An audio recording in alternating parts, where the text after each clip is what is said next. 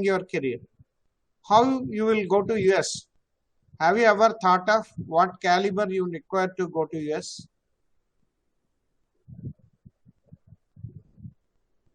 Hmm?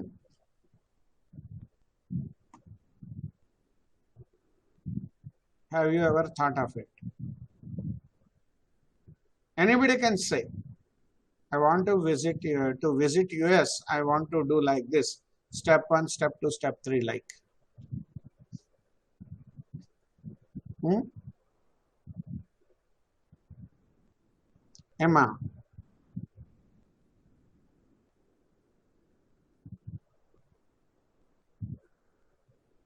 ఎవరన్నా just తప్పైనా ఏం పర్వాలేదు. Nothing wrong. The first and foremost thing is you should talk confidently. You should you should express openly.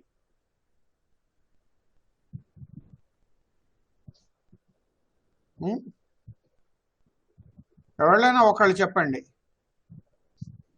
అమెరికాకి ఎలా వెళ్దాం అనుకుంటున్నారు, ఏం చేసి అమెరికాకి వెళ్ళొచ్చు అనుకుంటున్నారు? Anyone?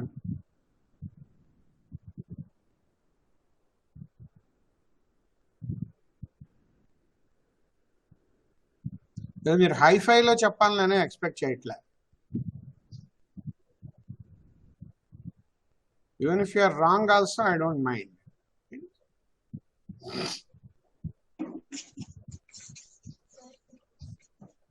Good afternoon, sir. This is Yes. Leela Prasad Please. from 3rd CSE. At present, I am pursuing BTech. After I want to go to US and complete my MS. Acha. You want to do US? To do MS in US, right? Yes, sir. Okay, fine. Here, after completing my BTech, I'll get a job as a software developer. Through that work experience, I'll go to MS. I'll go to further studies. So, how long you want to work before going to US?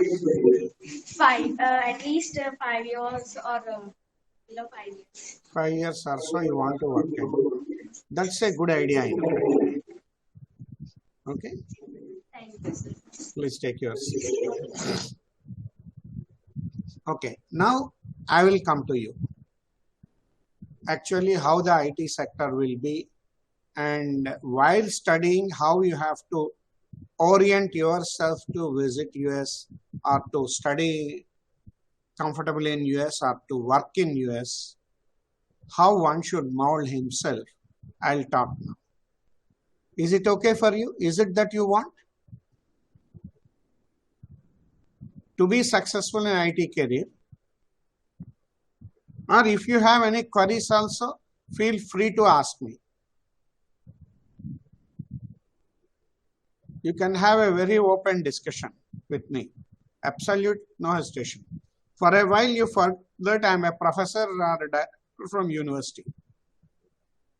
Just ignore that part and interact with me freely. Okay. Now, coming to my orientation.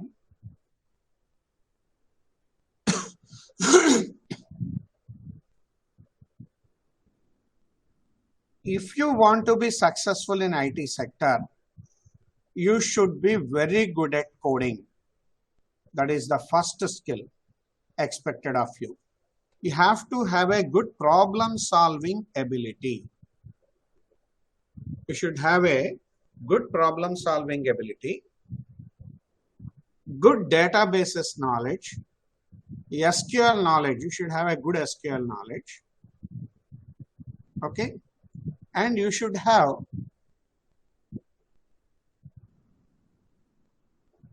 good communication skills. It's not only to survive in IT, survive in US, but to survive in this sector in any industry, whether you work in Bangalore or Vijayawada or Kakinada or Kurnool or Delhi or Bombay. So, How do you get good programming knowledge?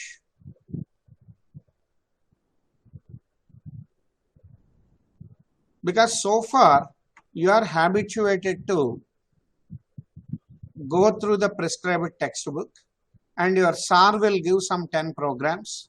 Suppose it is a Java language or C language. You are habituated to run some 10 programs or 12 programs related to that subject. And theory part you will be studying. And you are appearing for the exam. You are getting the marks and getting the degree. Right, Antena? How many of you have done programs beyond what are handled in the class? Cheppandi evarana naaku okasari. Beyond what is covered in class, other than that, how many of you executed some programs additionally on your own?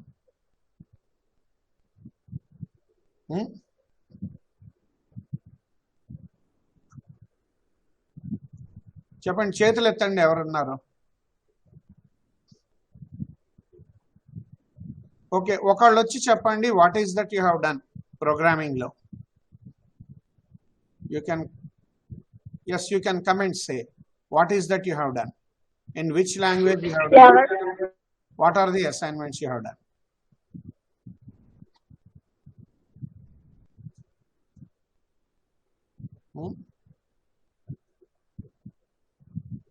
Emma.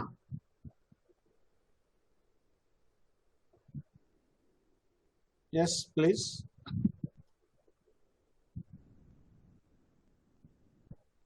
What language you have written? You have done.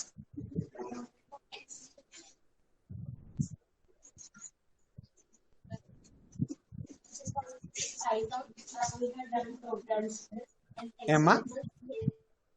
Emma, చెప్పండి. In Python we have done programs. Please, నాకు వినిపించట్లేదు సరిగ్గా. I'm not able to listen to you. Come near the mic and speak. In Python we have done coding. In Python you have done some programming. Yes. On what topics you have written? Just you can tell me couple of programs which you wrote. Apart from your class.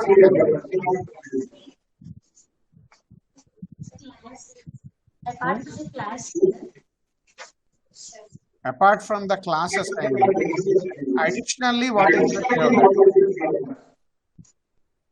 Actually, for designing an app, we have written the code.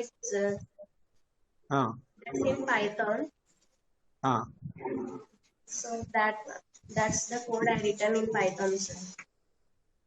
And what features you have used? Can you narrate me that program?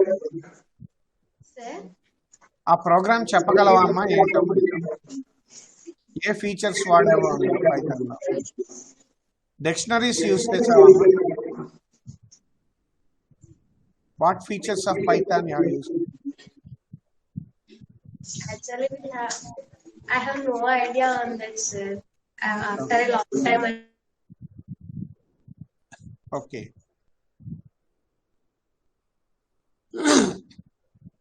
Okay, I tell you. Okay, be seated. Okay.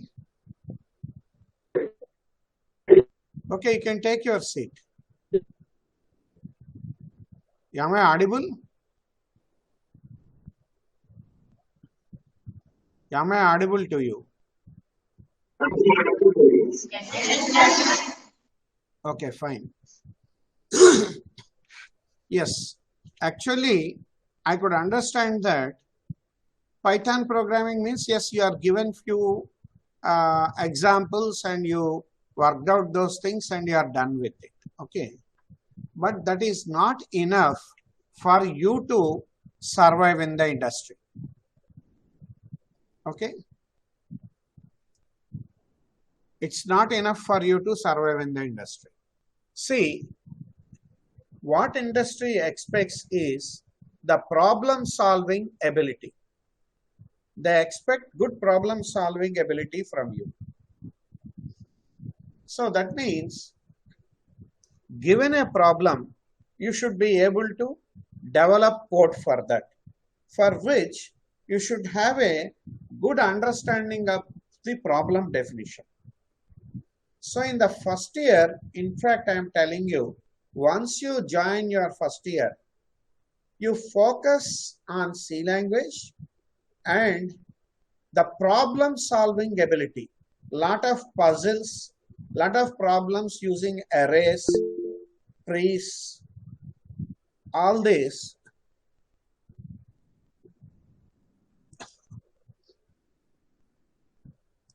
All these data structures are available, and you have to know the practical applications of those data structures. Because in real-time environment, the problem solving ability, the client gives a kind of requirement. I want the program like this. I want the screens to appear like this. I want a report to appear like this. Like people will ask you for. So you should be able to understand, you should be able to interact with him, and you should be able to quickly grasp what his idea is, and you should be able to technically convert his, you have to technically convert his functional ideas into technical specifications, and you have to show the design. Okay. So for that, the problem solving ability, lot of puzzling, gaming programs are there. You should be able to solve those puzzles using critical logic. That is very essential for you. And you should have a good understanding of data structures. How many of you are acquainted with writing non-recursive programs?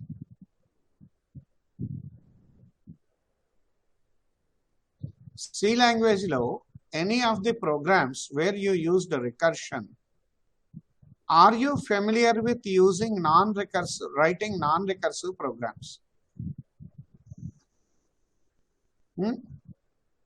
Non-recursive programs rasara?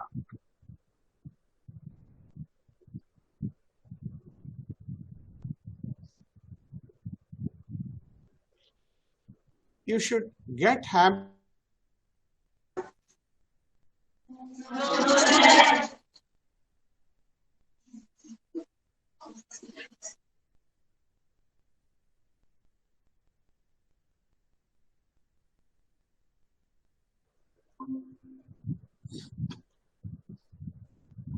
Okay. If you use non-recursive techniques to do coding,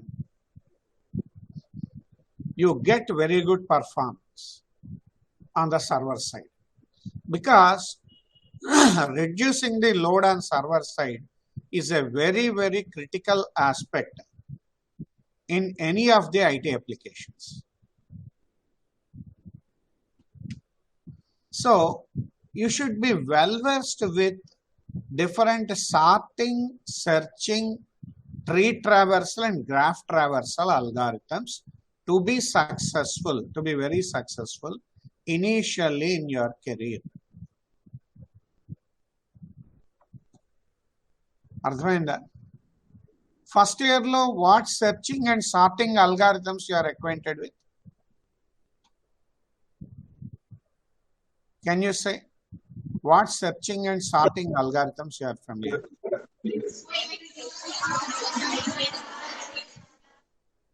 Emma? ఎవరో ఒకళ్ళు చెప్పండి. Searching and sorting algorithms ఏమి మీకు బాగా వచ్చు?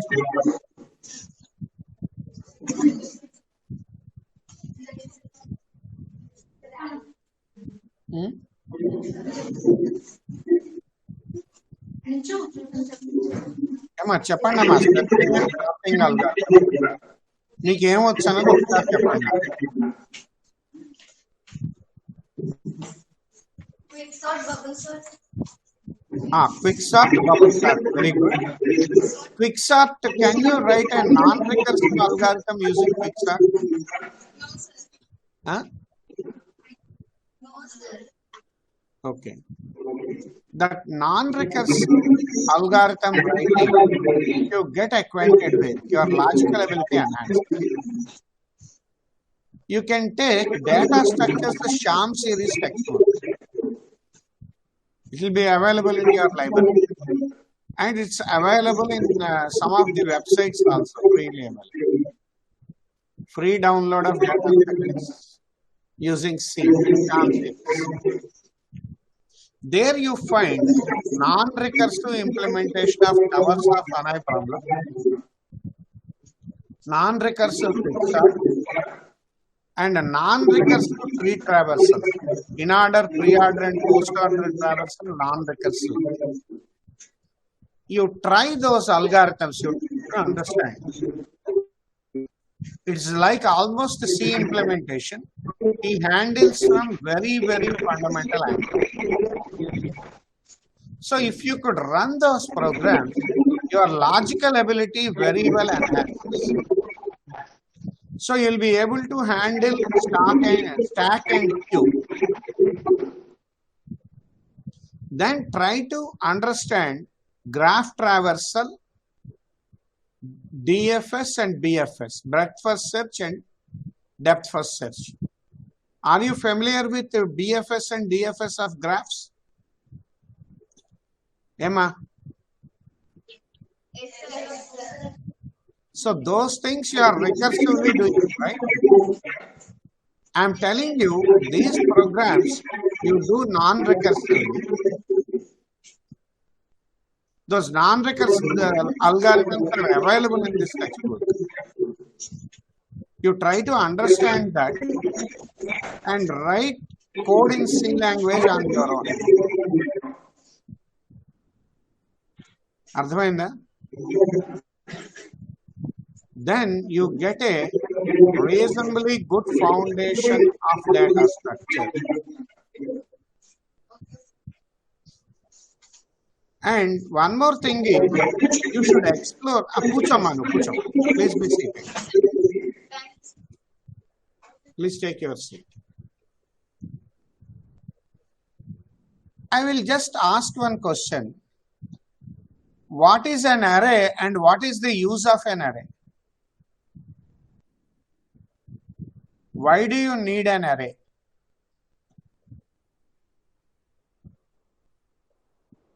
A very simple question I am posing to you. What is an array? Where does it reside?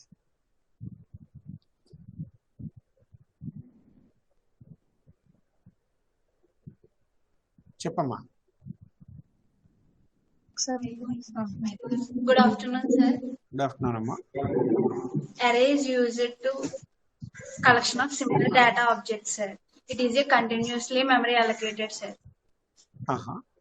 Okay. Where does it reside? When array declare just the array.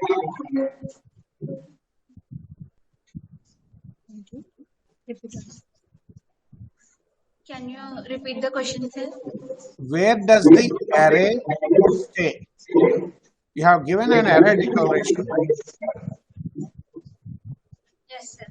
So you have declared an array and an array is created. When the array is created, where does it reside physically? Inside the memory, it will reside. Which sir. memory?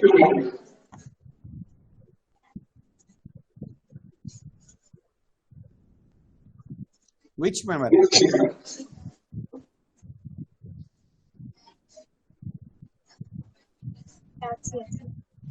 Huh?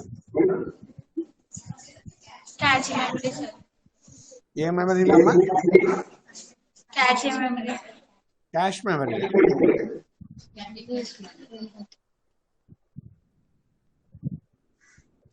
Not in primary memory.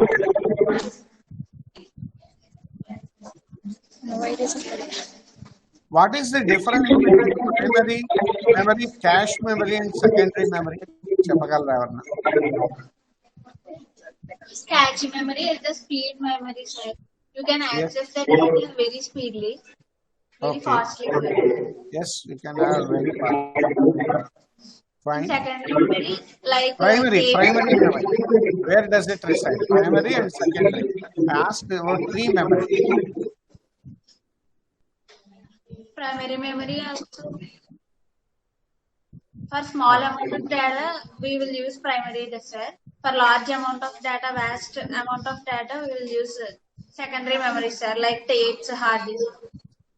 Okay, what is the difference between primary memory and secondary memory?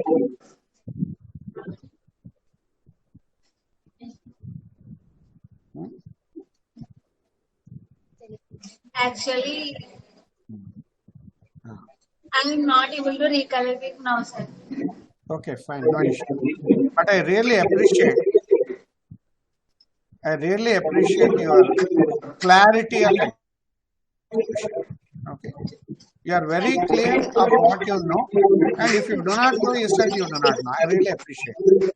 That should be the first and foremost quality one should have to come up in life. Please remember that one cannot answer every question. You should know what you know and what you do not know. Then, if you have that clarity, you can learn things when they are required. I really appreciate you. Good. Please be seated. I tell you what it is. Go and sit. Okay.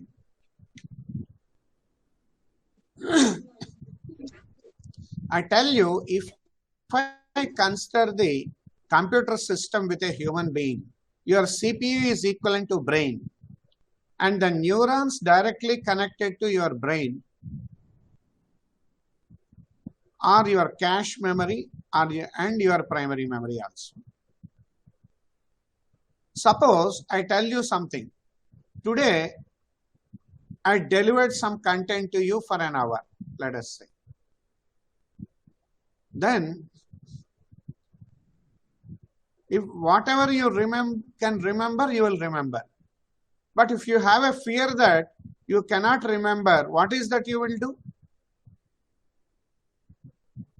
You will write it on a textbook or a notebook. And after 1 month, if I ask you, you will refer to the book and you will say about it, right? So, whatever you recollect or remember, that is there in your primary memory. That is straight away accessible to your mind. Whatever is remembered in your neurons, in your brain has neurons, okay, memory cells. So in the brain memory cells, whatever content is there, you can access it, right? Straight away. So if I ask you a question, what is your name? You will instantaneously answer. Because that is registered in your brain, your name, your roll number and all. Whereas if I ask something technical, you don't remember that immediately. Then what you will do, you will refer your notebook and you will turn the pages and you will go to the appropriate page. Then you will read that content first of all. That will enter into your mind. Then your brain will process it and it gives an instruction to your mouth to speak. Your mouth is an I/O device. Okay? And if the content is straight away not there in your mind, you will be referring to the page, transferring the content from that page through your eyes and putting it into your brain, and your brain is processing it and it is delivering the result. Okay. Similarly, whatever is available in your mind is equivalent to the content in primary memory. But the primary memory is limited. The primary memory is accessible to the CPU straight away. So any instruction or data that is available in the primary memory will be processed quickly. Okay, if it is not available in primary memory, you have to search for the file on the disk. Disk is a huge repository of data, right? You have several terabytes of data also available on your disk nowadays. So you have to search for the file on the disk and you have to transfer it. You please remember that the data transfer rate from a disk to the CPU is of the order of milliseconds, whereas your instruction processing time is of the order of nanoseconds. Okay, so that is the reason why then you understand, try to understand, process instruction time is nanoseconds. So then the data transfer rate divided by the instruction processing rate, that ratio if you consider, how much it will be? It is of the order of milliseconds, I said, 10 power minus 3. And order of instruction processing execution time is of the order of nanoseconds. Nanoseconds means how much it is? Nano means? Entamma nano ante? 10 power minus 9 anko. So 10 power minus 3 by 10 power minus 9, how much it will be?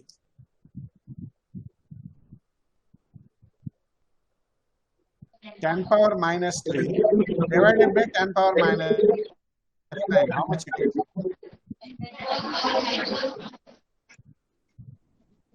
It is of the order of 10 power 6. 1 million, right?